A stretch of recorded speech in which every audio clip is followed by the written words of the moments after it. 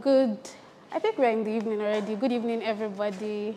My name is Elizabeth Ohoilei, and I work as an accountant for Finch Glow Holidays. So first, I'd like to say thank you to Chigozirim for giving me this opportunity to actually share this with you guys. And the way he wants it is it should be as simple as possible.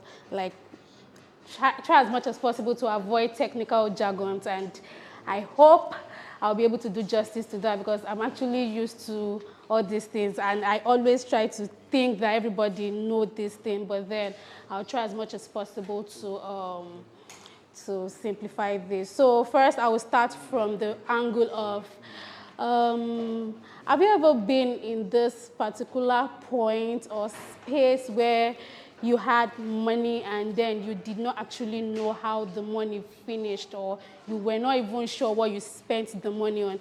Like, you had money, but then you weren't sure what exactly you spent the money on. Have you ever been in such situation? So it feels like money is a spirit. Once it enters into your account, you're spending. Or I don't know if we have any salary earner here where you feel like, okay, you're probably earning 300,000, and it looks like your problem is 350,000 naira. That once your salary is being increased to 350,000 naira, your problem is solved. And then you find out that they increase your salary to 350,000, and you're looking like, no, 350,000 is no longer my problem. My problem is now 450. And then it gets increased, and you feel like, and it goes on and on and on and on and on like that. So the thing is that good or sound financial management will actually help us to track our finances very well and be able to do justice to how we spend our money, how we perceive money, how we think money is, or what we think money is, and what we do with our money. So basically, that's what I'll be running us through today, and I'll be making it as simple, like I said earlier, as possible. So I'll be, sorry. So I'll be telling us why financial management matters. Why should we actually focus on how we spend money? So first, to make informed decisions to grow our businesses. So the first misconception about people is that they feel like, I'm not really good at mathematics, so I don't really care about finances. I just want money. I want money to enter my account, and I want to spend money. Nobody really cares about how they manage money. Even to big companies, you see some MDs, they are not really bothered about the finances, like the financial part of their business. They want money, but they don't really want to know how everything is going on. They just want to see money is coming in and money is going out. And that alone is actually a very, very big issue, because money is coming in. You just know money is coming in and money is going out. You cannot guide you. You cannot actually decide what you want to use your money on. You cannot make any decision based on what you have done. All you know is, it's even as bad as some people cannot even make decisions when their accountant or their finance person is not available. So when you ask them simple questions, they'll be like, I don't know. I'm waiting for my accountant. I don't know. Let my finance person come. And it's actually a big issue, because if you as a person don't know what your accountant is doing, then how do you want to know when your accountant is feeding you lie or something? Here, thank you. So how do you want to know when your accountant is actually doing something he or she shouldn't do. Another reason why you should actually know about the financial management is to attract investors and secure funding. Nobody wants to waste their money on a non-profitable business. It is as simple as that. If you're not making money, if you're not profitable, nobody cares actually. So if you do not know what to do, then how do you secure that? Also, to build a sustainable and profitable venture, the goal of everybody that has a business is to make profit. Nobody wants to have a charity organization or just donate. Everybody is in business to make profit. And the last one is to stay in control of your finances and avoid surprises. We don't have money, there's no cash flow, there's this, there's that. So at least you are on top of your situation. You can actually know what you want to do and how you want to do it. So good financial knowledge helps with all these areas. So I'll be breaking down the key financial concepts. First, I will start with revenue, which we all say sales. So revenue is the total amount of money a business earns from selling its products or services in a specified period. Something about this revenue is that revenue is actually very, very tricky and very, very attractive. Why would I say that? So I remember a particular time, one of my friends reached out to me. She just started a travel business, and she told me that she made 70 million naira in sales in about 4 months. It was really, really nice and awesome. I was like, wow, that's so great. 70 million naira. That's very, very awesome. And she just told me that, you see, even out of that 70 million naira I made it, somebody told me to buy something of 300,000 naira, and I'm struggling. I don't have the money. So the 70 million naira she made, everything is gone. She couldn't account for anything. So when money comes into your account, if you don't have good financial knowledge, you are wowed. It's, oh, this is 10 million naira. 10 million naira is in my account. 50 million naira is in my account already. But then it's actually a very, very... What did you say?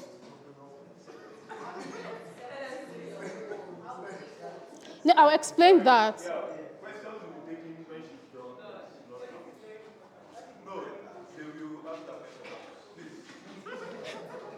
Let's try not to interrupt her. She has just 40 minutes.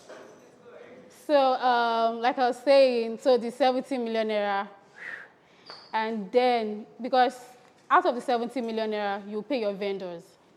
Out of the 70 million naira, you pay, what's it called? You have other expenses that you have to incur. And she found out that money was just coming into her account, and immediately she pays the vendors that she needs to pay. She was just spending money. I have money, and she was just spending it. And then it got to a point that it was so tight that she felt like, yes, well, I made money. And she had to sit down with her bank account and, yes, this money came in, and she couldn't even account or what she actually used the money for. So it was a big problem. That's why I said, when you see sales or when money comes into your account as a particular sale, it looks very, very big, but then it's a trick because the money is not yours yet because you're going to pay your vendors, so it's a trick.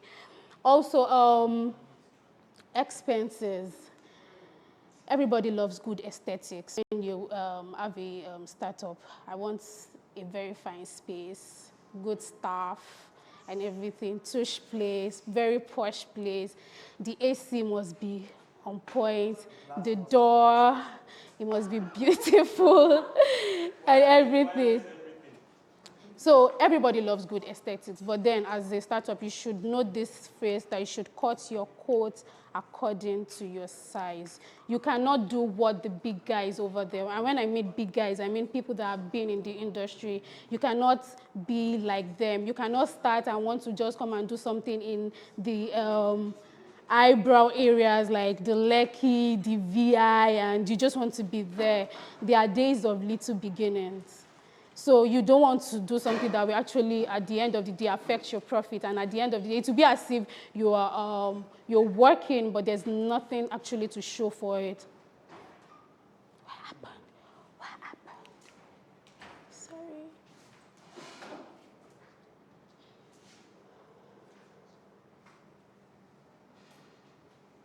Okay, so the next one is profit. So you get your profit after you've taken out every expense, the cost of sale, and everything. And I don't know if everybody is familiar that we have two types of profit. We have the gross profit and the net profit. So you don't know. Okay, so let me explain from the sale. Money comes into your account, you have a sale. From that sale, you're supposed to pay your vendor something, the person you are collecting that service from. So you've paid your vendor out of the sale that came in. What you have left is your gross profit. So your gross profit is technically your sale minus your cost of sale. So after you've had your gross profit, after you've taken out every other expense like electricity, like rent, like staff salaries, the likes, then you now have your net profit.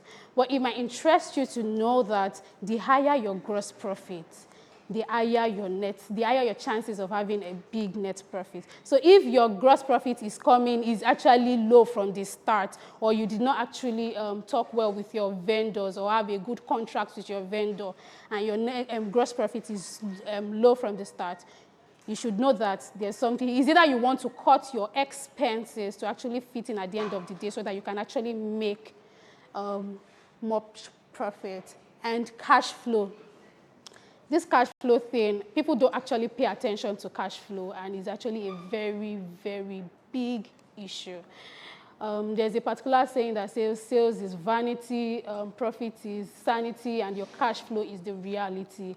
It will interest you to know that during the COVID-19, the companies that actually closed down during the lockdown 2020, most of them didn't close down because they were not profitable. Most of them closed down because they were having big cash flow issues. So this cash flow, people tend to, sideline it, and I want to be profitable, So you sell without collecting your money back, and it's a very, very big issue. Profitable businesses fold up if you don't have a good cash flow system. I think this needs to be emphasized enough. If you're profitable, you don't have a good cash flow management, there's 85 to 90% probability that that business will fold up or close down. Because by the time your client is owing you and your vendors are knocking on the door, pay me my money. If you don't pay, I won't offer this service next time to you. How then do you want to service your client? So it's actually a very, very big issue. But sadly, people do not pay attention to cash flow. So the next thing on the slide is understanding financial statement. We have the income statement, we have the balance sheet, and the cash flow statement. Even as owners of business, even if it's a little extent, you should actually know these things. You shouldn't be left alone to your accountant. Yes, it's the work of the accountant to make sure the accounts are balanced. But then because I can just cook up one rubbish and give it to you. My accounts are balanced. This is it. Everything is balanced. And you feel, it's okay. But to a significant extent, you should know what should be in the income statement, what should be in the balance sheet, what should be in your cash flow statement. For the income statement, I like to say that the income statement is like a report card where you see your score. This is what I have sold. This is what I've paid to my vendor. This is all the expenses I've incurred during the month. Okay, so this is my report card. It is visible. Everybody can see it. And you as a maybe startup owner should be able to interpret, not just you asking, what's the meaning of cost of sale? And your accountant is giving you one rubbish, and you are saying, oh, okay. Anything my accountant says goes with it. We just take it like that. It shouldn't be. You should have at least a small knowledge about these things. Okay, so I'll be talking about the cash flow management strategies. I said something about the fact that profitable businesses close down without good cash flow management. And a good way to actually make sure that your cash flow is is in check is when you spell out your, invoicing and payment terms. I'll give an example. You have a vendor. You went to meet your vendor. I'll pay you after a week. Every week, after Monday to Friday, at the end of Friday, I am going to be paying you everything I've done for you this week. And your vendor says, fine. It goes well with me. It's perfect. And then you have a client that comes in and say, I cannot pay you at the end of this week. Oh, I'll pay you after 2 weeks. And because you need business, you're like, 2 weeks, 2 weeks, 2 weeks. 2 weeks is not that. 2 weeks, I'll rough it. And you take that. And then at the end of the week, you are supposed to use money to pay your vendor. There's a gap, there's an issue. So when you are, when you are setting payment terms or invoicing your client, you should be specific, you should be detailed, know what you've signed with your vendors. It's not that your vendors is saying, pay me after 3 days, and you're telling your client that I'll collect payment from you after 2 weeks. So there will always be cash flow issues. There will always be cash flow issues if you're going to do that. Another thing is prompt invoicing. You've done business to your client, and your client is expecting that, okay, let me receive my invoice. I need to pay at the end of probably 2 days. And then day number 1, you didn't send invoice to the client. The client is looking at you. I am an accountant as well. If you don't send me invoice, I will not pay you. Maybe you want to dash us your money. Day number 1, there's no invoicing. Okay. Day number 2, there's no invoicing. Okay. Day number 3, no invoicing. And then you have a vendor to pay day number 5. Day number 4, you're not sending an invoice saying that I should pay tomorrow. That's not possible. I won't pay you tomorrow. My 5 days, if I'm going to pay you after 3 days, I'll count Friday, Monday, Tuesday. I'll pay you at the end of Tuesday. And then you have, you have a vendor waiting for payment on Friday. So that's a cash flow issue. And there's something you want to build with your vendors. It is trust.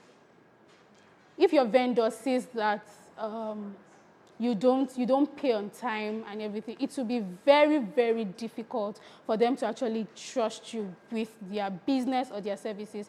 I do it as well. I have some particular, clients that they don't pay on time. So I know, even if you tell me that I will pay 5 days, you cannot use juju for me. I will not sell it for you, because I know that your yes is not always a yes, and your no is not always a no. So when you come, even in extreme cases, when you're in dire need of that particular situation, I will not sell and I will not offer my service to you. So as a startup, the first thing you want to build with your vendor is actually trust.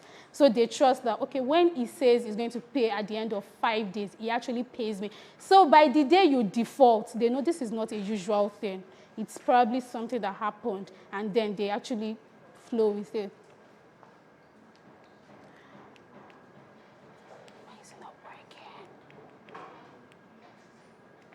This is not working. So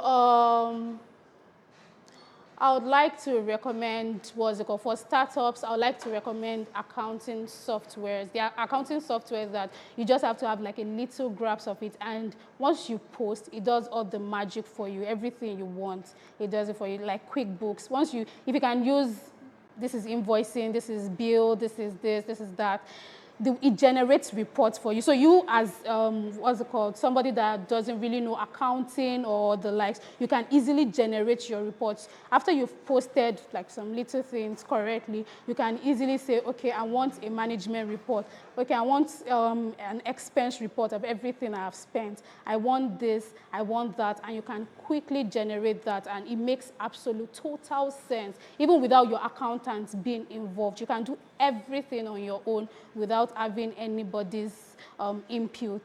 So I recommend QuickBooks, and I recommend Xero. If you're a startup founder, you're looking to have an accounting software, something not too difficult for you to actually know, I think I recommend these two, and it will do justice to your report. So I said some key performance indicators for startups. That's the first one is the customer acquisition cost. So this customer acquisition cost, okay, so let me give a live scenario. There was this time that we ran ads on social media, and we actually did not get no lead, no conversion, no request. So it was as if we were just selling, we were just running ads on, and it was really, really frustrating, because I had to walk up to my boss, and I told him that time that we need to stop these ads. And he was like, why? I was like, ads, no request, no lead, no conversion. Don't you think there's something wrong with this thing?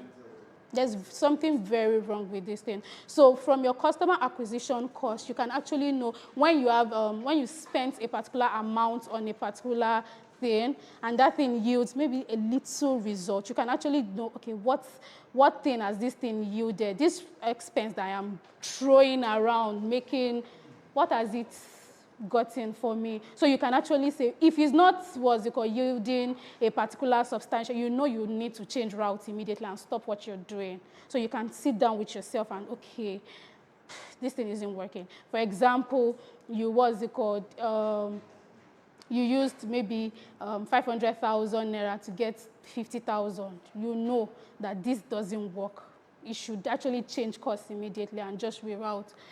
Also, lifetime value. We use this a lot in my, in my industry because of high net worth, to know the high net worth individuals. Because there are some, the truth is, yes, customers are treated equally. Not all customers are treated equally. Priorities are actually set. You will treat some people specially than you treat the others. So if you have the lifetime value, you'll be able to actually know, okay, this is, because if, let's say, client A, in a year, client A gives you 20 million naira, and client B gives you, let's say, 5 billion naira, and then the two requests come in at the same time.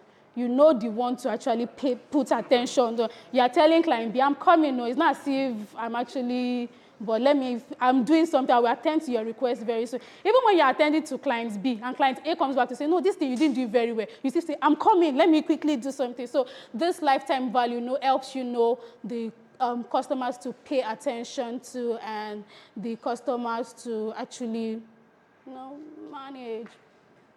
Then the last one is the burn rate. So the burn rate majorly just helps you know how much of your capital you are burning in, or how much of your capital you've burnt to actually spend, if that makes sense. So you know that you have, or you got a sale of maybe, let's say, 50 million naira, and you've spent 40 million naira. So the burn rate helps you know that, okay, this is what I have spent, and this is what I've not spent.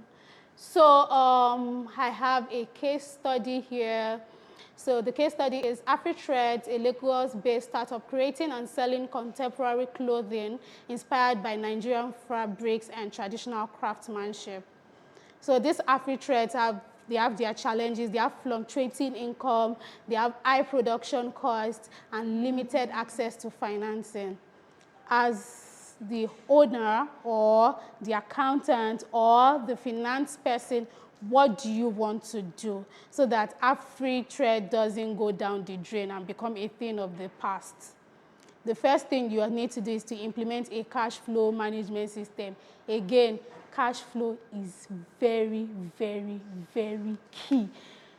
It is very, very, very, very key, because a good company that has a good cash flow system can actually work towards making more money. But a profitable business with bad cash flow management system will actually just run down in minutes. So try as much as possible to make sure that your money is not trapped outside. You have a good payment plan with your, clients. Try as much as possible. People don't emphasize this. So the whole thing people come up with is profit, profit, profit. Let me make money. Even when 20 million naira is outside, I am making money. Then it increases to 30 million naira. I am still making money. The client is making money, but the client has never paid you for once. And you didn't think to first follow up with your money that is outside before actually doing the normal business. But then you're still giving the client. The client will pay me. Then it comes to 40 million naira, 50, 60, 80, 100. And then your vendor says, no, we cannot do business with you again. And then they cut you off. And then you start chasing. Then the client has relocated. They've changed. They are Chinese. They've gone out of Nigeria. They've gone back to their home country. You are stranded. You have 50 million naira debt. You have 50 million naira profit that you've recorded, zero. So it doesn't actually make sense. So the common financial pitfalls, that's insufficient financial planning. People actually don't plan before they go into business. Everybody just wants to have, something they are doing. And before you actually before you start a business, yes, you have an idea. The whole purpose of starting a business is you're trying to create solution to a problem that exists. So you've gotten a solution to a particular problem that exists. The next thing is, I want to start. You don't care about the financial implication. I just want to start. The problem, I've seen solution to it. And then you've actually seen solution to it, but then you cannot actually go ahead with it. Then some ideas are not unique to one person. Then somebody comes to say, somebody have started something before. I like that idea. And the person starts it. And so the person in the industry becomes the first person to start this idea. The person wasn't actually the first person. You started it, but poor financial knowledge killed it. And so the person emerges as, I am the first person to start this particular thing. And you are probably worried, village people, and the likes, but is that actually true? The second thing is overspending and uncontrolled expenses. Like I said earlier, aesthetics is very, very beautiful. Aesthetics is nice. Everybody wants to be like the big boy, big girl. Come to my company, come to my office space, come and see what it looks like. But then at the end of the day, your profit is suffering for it. It will just be as if you're making money, and all the money you are making, you're pouring it into the aesthetics. All the money you're making, you're pouring it into... Okay, so I just remembered something. I remember I was talking to one of my friends about how fast fintechs or tech startups, how fast they fold up. And she was like, do you know the funny thing is that she worked for one tech startup one time like that. And she, at that time, was earning 350,000 naira salary. They had an intern that was earning, was it 80,000 naira? And then they had just 4 staff, or after 4, my friend and the intern, that's 6, with the owner, that's 7. And then at the end of the day, their salary was over 6 million naira. So it was like, it's a big issue because she now calculated it that if she's earning 350, this one is earning 80,000 naira. So are you saying that the rest shared? They want to pay big, you want to pay fine, you want to recruit best talent. It's good, it's sweet. Everybody wants to do that. But then at the end of the day, you are going to shoot. At the end of the day, the company folded up. And the funny thing is, the people that are working, that are collecting maybe 2 million naira, I'll move on to another place, negotiate higher salary, and then you, that you were unwise with your decision, we actually now live with the, what's it called, with the consequence. So the next one is lack of financial transparency. Yes, you're not actually being truthful to yourself. You know, as an accountant, I have friends that are in accounting industry. They will tell you that their MD will just walk up to them and tell you, move 3 million into my personal account. It's the organ's money. And that's the only company you have. You don't have any job elsewhere. Yes, sir, it's your money. They move 3 million naira. And then it comes back again to say, I think my wife needs a new car. Transfer is your money. Yes, sir. At the end of the day, when accountant wants to do, because you calculate everything. This is your... So you're not actually being truthful to yourself. You're not being transparent to yourself. You're lying to yourself because you feel like I said, sales can be very tricky. It is very sweet when you see money coming into your account. I personally, I like it when money hits my account. When just saying bang, bang, bang, bang, it makes it look like, and there are some times that you just see the account, you open the account, you see 10 million, wow. But the 10 million is not actually for you because you've not paid your vendor. But it looks very, very big and rich. Then the last one, I'm sure you guys are already tired of this poor cash flow management. It's a big issue, and I know why I am saying it. So, any question?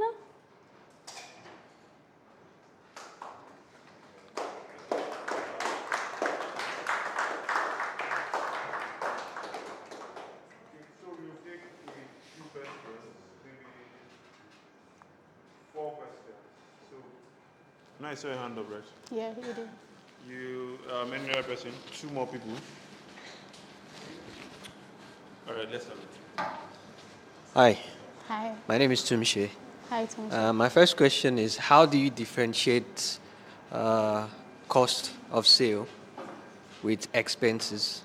Okay. Because in your explanation the other time, you said your what was it? Your gross profit is your revenue minus cost of sale. Okay. And the net profit is whatever is left Minus your the other expenses. So it's not clear in my head. How do you differentiate like the cost of sale with expenses? Because they look the same. And the second thing I was actually looking forward today, if you are going to speak about navigating FX instability. Oh, okay. As a tech startup, you have to, use some services that you can't really access in Naira, and you have to purchase in dollar with the whole FX instability. Is there any tips on how you can manage it? Okay. Should I answer that first? So I'll be giving a live example to your first question. So the first question, I'll say, you too, Michelle, you have a restaurant business that you're running at the time. You're selling food to people. So when you sell, okay, so you need raw rice, you need pepper, you need meat, you need spices and the likes. So when you sell food, let us assume you have credit, what's it called, facility with your vendor. So when you sell rice to people, or when you sell food to people, let's say at the end of that month, you made 100,000 naira. Out of the 100,000 naira, you need to sort out the person that sold rice to you, maybe 7,000 naira. You need to sort out the person that sold pepper to you, maybe 5,000 naira. You need to sort out. So by the time you sort out all the people that actually went into that, what you sold out to people, that is your cost of sale. We've not gotten to the expense yet. So what led to you selling the food in the first place, that is what you classify as your cost of sale. So your sale minus your cost of sale is now what gives you the gross profit. So after the gross profit, you have a space where you sell the food. You pay. That's an expense. You have people that are helping you sell the food. That's a salary. That's staff salary. You pay for that. Electricity bill, lightning, diesel, generator expense, repair, cost of movement, those are expenses. So by the time you take all those stuff out of your, what's it called, of your gross profit, then you will now have the net profit. Is that clear? So for the second question, I personally work in an industry that we use FX like a lot. Like I don't think, okay, don't let me brag, but I don't think anybody uses foreign exchange more than the travel business. We do that a lot. Like we do that, like it's crazy. So what we do, or what I do, is there's something called hedging. So where you try to maximize your, what you've made in that foreign exchange business. So let me give you an example. You want to sell, you want to sell a particular ticket to a client. I'm sorry I'm using ticketing because I'm actually very vast in that particular area. So you want to sell a particular ticket to a client, and the ticket costs $1. And then, the client will not pay you in dollars, because no client even has access to dollars in the first place, except if you buy from a BDC. So they come to you, I want to buy ticketing, how much are you willing to offer for this particular service or something. So basically what you do is, because we don't have access as well to, CBN's, if you go to the bank will tell you that they don't have dollars. So we have to use the BDCs available. So BDC's rate fluctuates today, goes up tomorrow, goes down today, goes up tomorrow, and it's crazy. So what I do is just to quote in Naira to the client, but I quote at a very, very high exchange rate. And so that makes me have like some sort of exchange gain when I'm making, so I don't make exchange, I can't remember the last time I made an exchange loss over a particular transaction. I've been making exchange gains, because when you come to me, maybe the BDC, I don't want people saying I'm the problem of Nigeria, but when BDC comes and say the dollar is actually 1,210, I'm selling to you at 1,255. So that way, I'm making money. Even with the old exchange rate is very high, I'm still making exchange gain off that particular customer. That way, there is no, because if you keep selling at exchange loss, one day it will eat into your profit too, and then it's a big issue. Okay, so I'll add one more question to this one. And just with the same example, so the example you gave is someone who is selling services in dollars. But what if I am paying for some of my services or some of my vendors, for example, I have to pay them in dollars. So for example, a tech startup probably has to pay for AWS credits and they won't do it with Naira. And what? AWS credits, but they can't do it in Naira. They're doing it in dollars. So how can they? Most of my vendors too are in dollars. I hardly pay vendors in Naira. Okay. So, No, so for these ones, they are not, these are like, okay, so imagine you paying Google, for example. okay.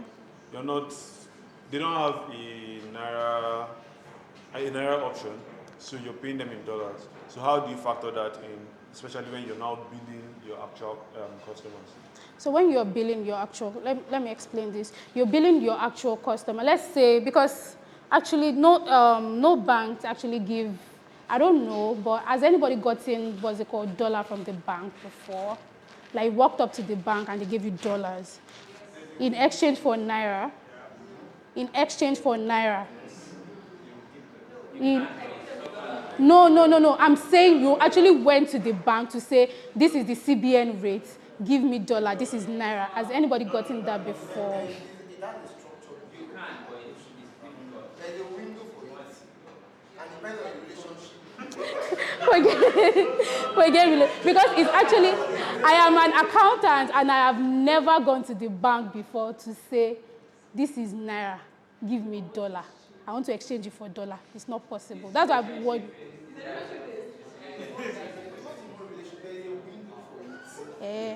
I am not aware of the. I am not aware.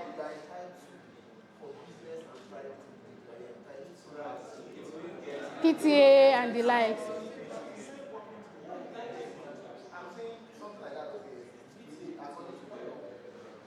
Okay, so I have never gone to the bank to say, okay, this is Naira, give me dollar in exchange of or it. So basically, what we still rely on is the normal abokis to actually give Naira to us. And the funny thing is, they are very, very crazy with their own exchange rate. Exchange rate as at this morning is about 1,370, I think.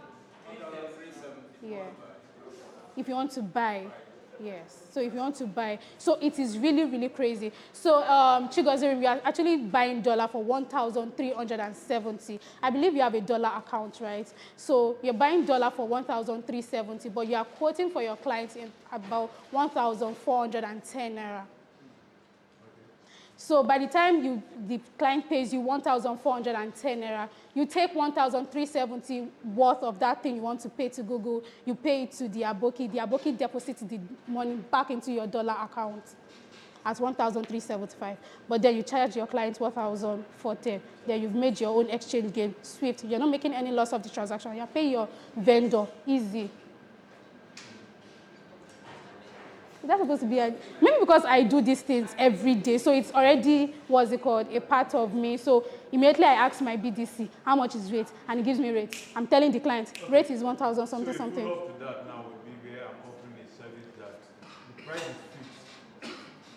So I'm thinking of an example that, okay, so for example, we're talking about Cuda.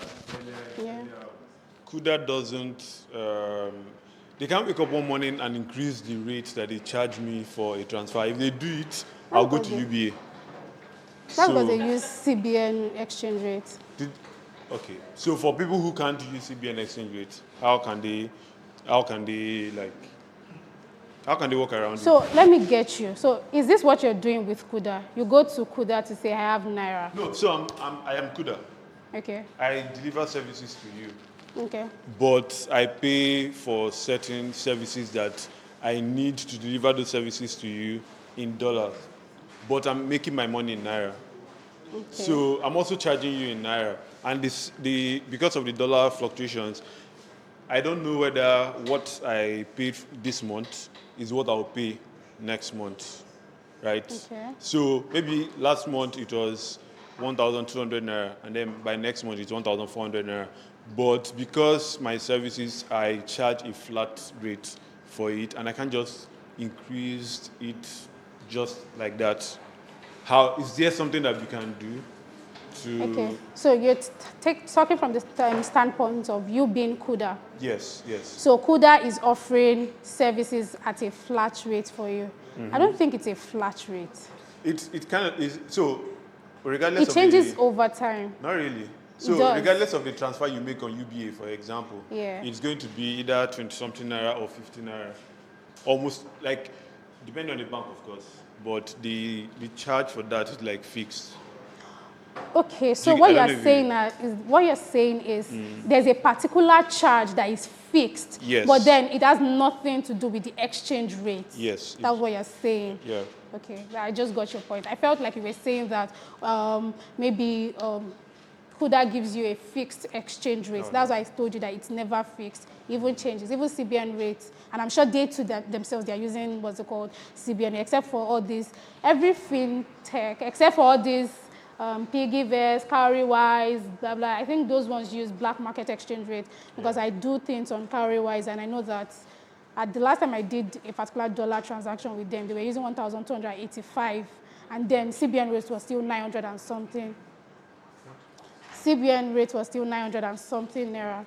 So if I actually got your question correctly, you're saying you Cuda offers a particular, what's it called, amount of money, a particular charge, and it's in naira. Yes. That shouldn't be an issue. Is there an issue with that? It's, in a way, it's an issue. So, Exactly. so transfers, they charge you for transfers, for example. Yeah. You're transferring naira in No, like any transfer you're making is in naira. Right? And they are not charging you in dollars for that transaction. Are you talking about But- international transfer No. now? Local transfer. Yes. Okay, maybe I'm not explaining too well. Can you help me? Okay. Let's say that my customers are Nigerians. Okay. It means that I can pay me in naira. Okay. However, I need to service them. I also have some vendors who are abroad, right? Yeah. And they charge me in dollars. Okay. So I need to pay, I collect in naira. Yeah. I need to pay in dollars now. Yeah. Back to my vendors. How Yeah. can I That pay was them why back? I asked. Exactly, based on my customers, yes. Let's say I can pay me 1,000 every month, flat rate. Let's say what? My customers now, I charge them 1,000 every month, flat rate, right? Why my customers now, right? I pay in dollars. I know that almost every day the cost of paying back in dollar is fluctuating. Last month I pay 1,002. Okay. Tomorrow I'm paying But you 1,004. set your own to like 1,000 naira flat. Isn't that fixed rate. shooting yourself in the leg? Because it's yeah. Isn't that shooting yourself in the leg? Customer, It's fluctuating. You get so isn't that shooting Wait. yourself in the leg? Chief, way you can guide against that is probably to just charge your customer in dollar. Thank you. The so way you I can think guide what you against that should is do. charge your own customer in dollar. You can't eat your cake and have it. It's either you charge them in dollar, since you You're are shooting paying your yourself in own the people in foot. dollar. It's not. You it's can't not, be that's what charging you do. in naira and be paying in dollar. So it's either you charge your own customers in dollar, since you are paying your own vendors in dollars. It's very exactly. This is Nigeria. Things are very, very what's it called, uncertain. So what if you're still selling to your customers 1,000 flat rate, and then dollar goes to 2,000?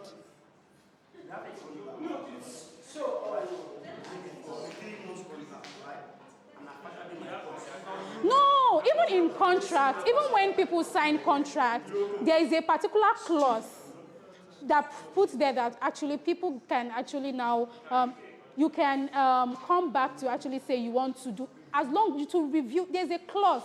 So you now say you are setting something at 1,000. Except you have already overcharged your client in the first place. Maybe the service is $600 and you're already capping it at 1,000. Maybe 1,000. You know that volatility, no matter how long, how far, or how much volatility is in the market, the volatility of $400, that's quite much. That's high. You understand? And it take quite a bit of time for the exchange rate to get to 1,000, if at all it's going to get there. So you can afford to charge a flat rate if you're already charging ridiculously high in the first place. So I think that's the only way it's workable. But you do not have control over Exchange for rate. exchange rate. You have to build your business to account for the volatility in the forex market. So here, maybe I'm not explaining it very well, right? Okay. UBA charges you in naira, regardless of what you do, right? I'm using that example because everybody has a bank account, hopefully. Yeah. Now, UBA charges you in naira, but not all their services. They don't pay all their vendors or all their customers or all their clients. All their vendors. They don't pay all their vendors in naira. Exactly. Cost of AWS, like they need it for their servers, for example. They can't pay in naira because AWS charges them in dollar because AWS is not a Nigerian company. So all their services must be, all those AWS Yeah, in charges must dollars. be paid in dollars. But because they are a Nigerian business, they are charging in naira. So for example, if I do a transfer, they charge me a fixed amount. They've already said we charge you a fixed amount for a transfer. But they do not know if, okay, so for example, between when the naira devaluation happened and now, I haven't paid extra for my transfers. I don't know if anybody's paying extra. Nobody's paying extra. So, like, is there, I know there are banks, of course, so they probably have a way that they hedge against that. But for a startup that offers a similar service, they are charging in naira, but they are paying clients or they are paying vendors in dollars. Is there something they can do to help themselves? Okay, let me use this example. Maybe it gets clearer that way. If I I use GT Bank, and GT Bank charges in naira as well. Even when you do international transactions, and they want to there's a column for you to tick if they should give you offshore charges. If they should give you is it dollars or naira? And once you tick naira, it gives you immediately in naira. I don't think that's a problem. They use their own, I don't think that one is settled. They are a bank, they have, I don't think that's So, yeah. I once worked with an edtech greatly. So they offer just like your lesson. So, but it's limited between I think grade 2 to grade 12. So we have some dollar cost, right, and we have some naira cost. The dollar cost involved all these costs for AWS. There are some special assessment software, you understand, that we use, but we pay for them in dollars.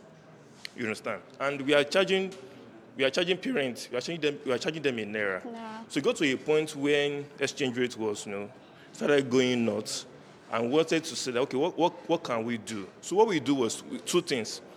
There are some softwares like maybe, let's say, Google Workspace, for instance. So we started saying, okay, can we replace it with a naira-denominated service? So we switched from Google Workspace to Zoho. That was one. Then two, any dollar that comes in, let's say maybe from grants or from equity or for anything, all those AWS costs and all those software costs, we will total them. Let's say it's $10,000 for the year. We'll make sure that we have, let's say, that $10,000, that dollar that came in, you understand? We'll keep it there. $10,000 or $10,000, we'll just keep it there, just to pay that. So we'll not be trying exchanging naira to dollars to go and pay them again. So we know that even if exchange rate goes to $2,000 in the next 1 year, we already have that dollars in their accounts. So, and our books are always in naira. So what happens when you don't have clients that pay in dollars? We have some clients, they were paying in pounds and dollars because parents who were in UK, who were in US, you understand, I wanted to have, because we have British and Nigerian curriculum, you understand, on the app. So there were some parents who wanted that, local service, that Nigerian feel of a Nigerian tutor teaching their parents, their kids, rather. So we had some time, although the money was not up to the naira value, but there were some pounds and dollars coming in. So those ones too, we just keep it there. We don't change it to naira. I want to ask, so what then happens for a particular business that don't have clients that will pay them in dollars? Well, I don't know.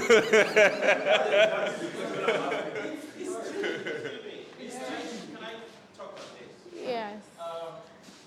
Regarding everything we've said so far, I remember earlier conversation when we talked about digital banks. The thing is this. What we said that the propositions for digital bank is speed and convenience. Sure. There are several platforms that have been created to cater for this. Let's take something as simple as subscription services, music services, productivity service. Take an app like Cheaper, for instance. It's very simple. I don't know how you pay. Maybe you do transfer, or maybe you need to pay with a card. You just get a card, deposit in Naira into the account, then easily transfer. I dare say they even have better rates than the market. As of today, yes. Cheaper. As at please, let me talk. As at this morning, no, wait. As at this morning, while dollar is 1.3 thereabout, cheaper is 1.4, 1.4 plus. Yes. That's higher than, that's higher. That's very expensive. That's very expensive. So, anyways, like I said, there are solutions to this. If it's even receiving payments, there are platforms that cater to this. So I don't think it's finding a workaround around what you need to works do. for you? So there are platforms, that is why we have the digital banks. They are there specifically to cater for these things. So, I mean, if you need to pay for your subscription service using the traditional bank, we know how difficult it is. You have to change dollar, go to open a domiciliary account, pay into that domiciliary account, get a card to that regard. But you don't need to do that if the new digital banks can cater for that. My submission. Can you delve a bit into the relationship between cost of acquisition and lifetime value, and what founders should pay attention to? Okay, so like I said earlier, cost of acquisition basically is how much you've spent to acquire a particular new client. So for example, what's it called? You've spent, let's say, 100,000 naira to actually acquire a client that probably purchased something worth 1 million naira from you. So your cost of acquisition is basically to do your 1 million naira divided by the 100,000. You can get how much that particular client costs. Does that what's it called? Sorry, 1 million divided by 300,000. Yeah. So for the lifetime, what's it called, value, it's how much, a particular client can do over time. So you have a client that every month, steady, he does maybe 500,000 naira business. And you want to, at the end of the year, know what this client has done for you. Simple. 500,000 naira times 12. That's, let's say, on an average, it does 500,000. And you want to get an average. It's so simple. Just do 500,000 naira times 12. So you can, if you do 500,000 times 12 for this, that's about 6 million naira. And you're doing 300,000 times 12, and you're getting 3.6 million naira. And then a particular request comes in, and you want to probably leave 6 million naira client to focus on 3.6 million naira client. So that way you'll be able to know your high net worth individuals, people you should actually pay attention to. So it helps you be more strategic. So when your salesperson or your operations person is even wasting time attending to, a 3.6, you are not totally telling the person, neglect this person and focus on this person. You're just saying, put more attention, because it is very likely that this person converts more than this person. Or a particular new client, even when you want to probably put an impression on a new client, but then you have existing clients that have been doing business with you over time. You're not saying, neglect this person. You're just saying, put more special attention, because it is easy to get a new client, but it is very hard to get a returning client that has left you to come back. So it's just simple. Just put more attention on this, and then quickly, we know how we do these things. Excuse me, sir, your request is being attended to. Just give me a few minutes. You're buying time, and you attend it to this person. By the time you're done with this person, then you can now go back to say, yes, sir, I'm with you. Even if you are not sure about what the person has asked, you can just say, sir, what then did you ask for? Did you say you wanted this? Then it tells you specifics again. Do this, don't do this. And then we are clear on that. Then you know what to focus on and what not to focus on. All right, so two more questions.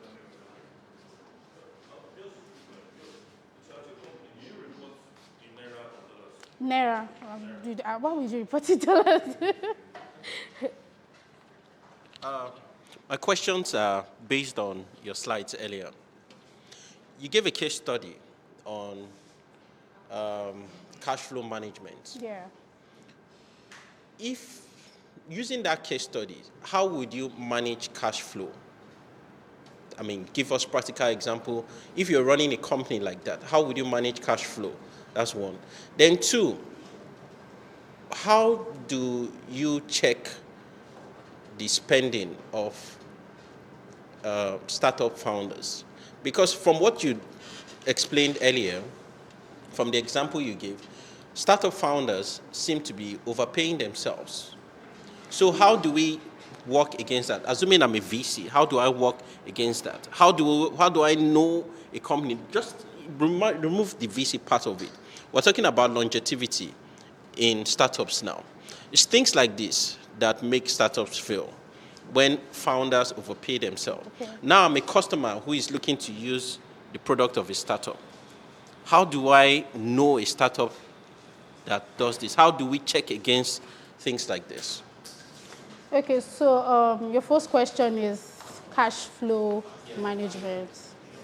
Okay, so I don't know if we have people that are accountants here that really know what I want to say. There's something we call aged receivables. So let me start with the first. I just want to be sure somebody can actually get the aged receivables I want to say. So for the very first thing, let me say you have a particular, you have a particular company, a startup, and then the business, I'm looking like a good case study that I can give. Let's say the business is, should I say performing poorly to even start with, not making money, and then they now have cash flow issues again attached to it. So as a startup founder, what do you want to do? First, you're not even making money. Secondly, cash flow issue is not a problem. What do you want to do? So let's address the issue of the profitability first before we now go to the cash flow management. So for profitability, you want to check what exactly it is you're doing wrong. Sometimes it is actually, you want to renegotiate terms with your vendors. So because, let me give an example. You want to, so there's this, I don't know how to explain this. So there's this stock of tickets that we cannot access on our GDS as Nigerian vendors because we don't have access to those stock. Like the likes of, is it BA? So we call them SOTO, sold out, ticketed out, sold out, ticketed in. So we don't have, the stock in our own GDS. But then we have vendors here in Nigeria. They are stationed in Nigeria, but probably they have people outside the country that help us issue those tickets, and then it's sealed. We've been using a particular vendor for a while, like a whole while. Like we built relationship with those vendors, and then we felt like they were giving us the best prices available. So we were comfortable, and we just found out that some clients will just come and say, I don't know, I saw it cheaper somewhere. We are like, cheaper where? Even when the vendor is not even giving us at a cheaper amount. Where do you want to see it? Please go. So we felt like we were those clients that, because some clients are actually overbearing, so we felt like they were just overbearing, they can go. And then it was just like an eye-opener one day when we found out that these people have been lying that they've just been making income of maybe 20,000 naira upwards. They've been lying, they've been making income of over 600, 800, 1 million naira. 600,000, 800,000, 1 million. And we felt like they were giving us the best prices available because we built over time. And then we had to look for a new vendor, and we found out that it was really, really awesome. And then they stopped there. We looked for another vendor. So when we want to send our request, we send to 3 vendors. The person who gives us the best price has the deal. So we go with the person that gives us the best price. That way we can actually, so what we could have been, what we were selling or buying from one person, and we were at the mercy of that person, because it's whatever he gives us, we sell. So what we were selling to that person, and it looks like we were at the mercy of that person. So we have like several options available, and then we've been able to actually maximize costs, that we minimized costs that way. So we've been able to reduce our costs, and Because trust me, when we reduce our costs, we are not reducing how much we are giving to the client. Even if I want to reduce how much I'm giving to the client, if normally before it was 1.2, I'll just give it as 1,910,000. And let's say the vendor is selling at 800,000. Because the client will not know. The clients are still coming at the exact same price that. So that way, I have been able to increase my profits while I've reduced my cost. That's for the profitability side of it. For the cash flow management side, when you send out invoicing, there's something called, because I don't know, most times you don't do cash and carry with your, clients. You do credit based over time, and then you issue or you do a particular.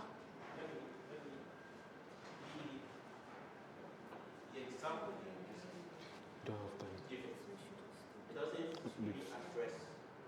Let me give you my own scenario. Okay. Let me give you a scenario of the company I want to run. Okay. Now, it is such that it is capital intensive. Okay. Let me give you the situation. Earth moving equipment. We have clients who we do jobs for. But to service those clients, you have to buy diesel, you pay various levies, you pay your drivers. Those are running costs that we have to bear. The thing is this, you hardly ever get a client that pays you cash and carry, or you pick and pay. The thing is, you have to go days before clients pay you. And in that situation, we found ourselves having to need cash. We found ourselves not having money to even service other clients. Oh, Mr. So has not paid. We cannot afford diesel to service Mr. B. In that kind of situation, as an accountant, how would you advise me to manage cash flow? Because it's a cash flow problem. Yeah, so the how first would thing you again, advise me to manage cash flow? The first thing again is when you are setting payment terms with your with your clients, you don't just set payment terms. I feel like 1 week should be available, should be good. There are some factors that you put in place when you are setting. So for instance, you want to put, I mentioned earlier, your vendor payments in place. I mentioned earlier there are some costs we call fixed costs and variable costs. There are some costs that you know that you will always incur, standard. And there are some costs that you can actually say, this month, I do not want to incur this cost. I am moving it to the next month. So those kind of thing guides you when people do SLAs for clients. They don't just sit down to do SLAs to say, because I want to be. That's why salespeople and accounting people can never be on the same term. Salespeople always overpromise, and it looks like they are always under-delivering. Because by the time the accountant is saying it cannot work, it is a big issue. Because the accountant has looked like, okay, at so and so time, I have to pay for this particular service. At so and so time, I have to pay for this. So I need money to pay for this. But a salesperson is saying that, don't worry, we'll give you 2 weeks. Why? Because they need the business. So when that is why in companies, when they want to do SLAs, they tell you the head of sales, the head of finance, sit down together to construct the SLA, such that when there's an issue in future, they know that the finance person was actually involved in it too. So it's not something that the salesperson just thinks, okay, let me just do, off my head. I think 2 weeks is actually good, or 1 month is okay for me to collect money. So the finance person in that meeting is saying, no, 2 weeks cannot go because we have this so payment to make at the end of this thing. Let me use an example. The industry where I work for, we pay a particular, where we issue our tickets, we call them IATA. So we pay IATA every week. So if you're coming as a client and telling me that if you want to issue tickets with me, you're going to pay me after 2 weeks, it cannot work because I have IATA to pay at the end of the week. A salesperson will go out and tell the client that it will work. You can pay us in 2 weeks. Why? Because they want to meet their own quota of their target. But then me as a finance person have to stand my ground that this thing cannot work because I have a particular. So when you want to make there are things you put in place. You don't just say, okay, SLA, 2 weeks, stamp 2 weeks. Because by the time the 2 weeks have come, you shoot yourself in the leg. You are struggling to pay for something. And these things you feel like they're easy things that I should have money to pay for. But then you were not strategic enough when you were doing the SLA with your client. Does that answer it? Okay, so I think that's the last question we can take. Thank you so much, Elizabeth. Yeah.